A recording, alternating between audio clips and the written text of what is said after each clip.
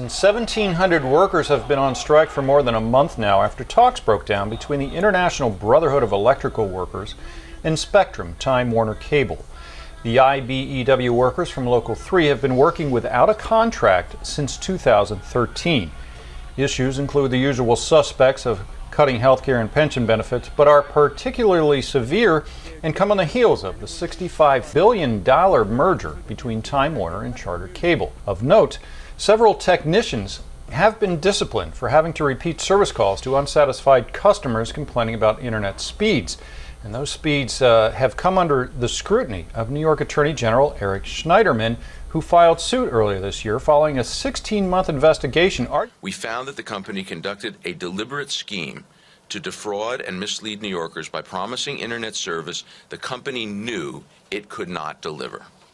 A suit that could end up costing the company as much as $1 billion a year going back to 2012, which begs the question, is Spectrum trying to save money in worker costs as it looks at a possible massive financial settlement for its customers? My name's Ian Aiken, and I'm a Jamaican from Jamaica, West Indies. Been living in New York for almost, I say, 35 years.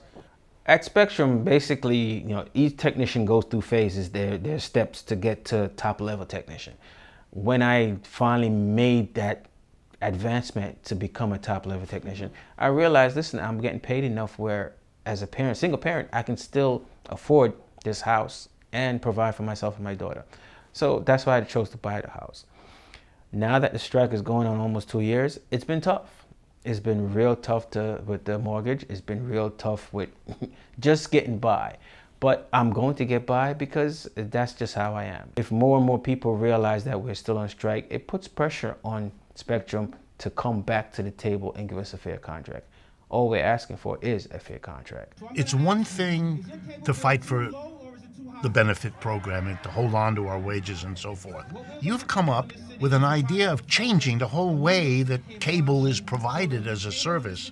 I'm not a business person, I don't know economics, so it seemed very far-fetched for me to even think of this plan. But I was like, why don't the workers that have built this system and put it together, combined with the customers who are pissed off at this company for coming in and telling them immediately that we're going to raise your prices, and we're going to, the amount we raise the prices will make up for any customers we lose. Why don't we get together and get rid of this bad apple we don't like and work together, and now we can create a system where the cable company works for the customers, it works for the workers, and we can actually give back and now even help the city more.